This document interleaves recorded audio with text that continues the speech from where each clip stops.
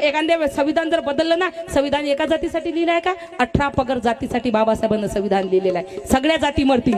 यांना यांचं समजत नाही, ओबीसी बांधवांना आपलं समजत नाही. अरे संविधान आहे तर तुमची शान आहे, संविधानामुळे तुमची जान आहे. तुम्हाला संविधानाची कदर नाही. बाबासाहेब तेव्हा संविधान लिहित होते, पंजाबराव देशमुख बाबासाहेबांकडे आले. बाबासाहेबापाशी म्हणाला की बाबासाहेब मराठा लोकांसाठी तुम्ही संविधान मध्ये काहीतरी लिहा.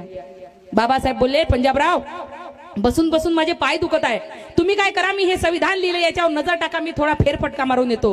बाबासाहेब फेरफटका मारून द्यायला गेले आणि संविधान पंजाबराव देशमुखांनी संविधान वाचलं. पंजाबराव देशमुखाच्या डोळ्यात पाणी आलं की बाबासाहेब मी मराठा लोकांसाठी जे एवढंच तुम्हाला मागायला आलो होतो, खरंच बाबासाहेब तुम्ही महान आहात, मराठा लोकांस तुम्ही माझ्यापेक्षाही जास्त याच्यामध्ये टाकले.